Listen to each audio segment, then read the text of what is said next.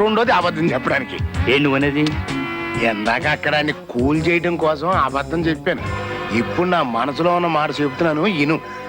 రేపు సిక్కు ఫ్యాక్టరీ ఏలంపాటకి ఆడికి అచ్చొచ్చిన కారని 118 వేసుకుని నా ఫ్రెండ్ ఎగేసుకుని వస్తాడు కదా, ఆ కారు నువ్వు లారీతో గుద్దించి ఆడి పేడాలు పోయినాయి అనుకో, ఫ్యాక్టరీ ఏమందవుద్ది? కాలో చెయ్యో ఇరిగిందనుకో, ఎందాక నువ్వు కూర్చున్న కుర్చీ నీ దవుద్ది. కూలయ్యావు కదా, ఇగో తేడాలి.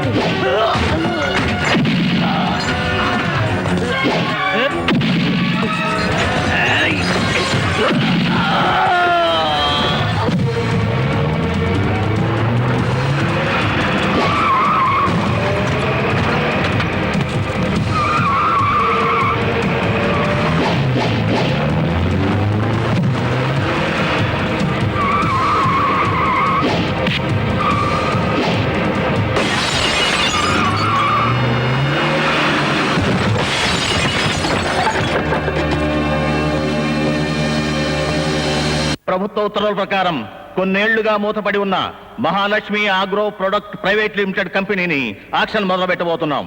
ఎలక్ట్రిసిటీ డిపార్ట్మెంట్ కి, మున్సిపల్ కార్పొరేషన్ కి, కార్మికులకు మేనేజ్మెంట్ బకాయి పడ్డ మొత్తం 1,20,00,000. కాబట్టి ఈ వేలంపాటను 1,20,00,000తో మొదలు పెడుతున్నాం. సర్కారు వారి పాట 1,20,00,000. 1,50,00,000. 1,70,00,000. 2.5 కోట్లు. కోట్లింగం గారి పాట 2.5 కోట్లు ఒకటోసారి. కోట్లింగం గారి పాట 2.5 కోట్లు రెండోసారి. कोई फायदा नहीं ढाई करो. కోట్లింగం గారి పాట 2.5. పాట ఆపండి. రా ఫ్రెండ్ రా. ఇప్పటిదాకా నువ్వు రాపోయేసరికి పాట నా పేరుని పాడేస్తున్నా. నీ పేరు మీద పాడడం దానికి మన కంపెనీ పేరు మీద పాడొచ్చుగా. నీ నా అనుకునే మనిషికి మన అనే మనసు ఉండాలిగా డాడీ. స్నేహానికి లొంగిపోయి నువ్వు వాడిని పార్ట్నర్ గా చేర్చుకుంటే స్వార్థానికి అప్పుడు పోయి వాడు నీకు పాడిగట్టాలని చూశాడు. ఆక్షన్ తనుకొట్టేయాలనే ఆలోచనతో పథకం ప్రకారం వీడు నిన్ను చంపాలనుకున్నాడు.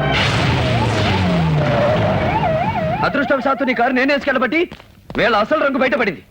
రండి ఇన్స్పెక్టర్ గారు, తీసుకెళ్ళండి. నా డబ్బు తింటే బాధపడేవాడిని కాదు, నా ఆస్తికి నష్టం తెస్తే పట్టించుకునేవాడిని కాదు. నమ్మకంగా ఉంటూ నాకే ద్రోహం తలపెడతావా? తింటానికి లేదు, ఇంత అన్నం పెట్టమని ఏడిస్తే మన పాత స్నేహాన్ని గుర్తు పెట్టుకుని నిన్ను నా పార్ట్నర్ గా చేసుకున్నాను రా. ఒంటి నిండా రోగాలు పెట్టుకుని ఒక్కరోజు కూడా ఫ్యాక్టరీకి రాకపోయినా లాభాల్లో వాటాలు పంపాను రా. అలాంటిది నన్ను నన్ను చంపాలని చూస్తావురా?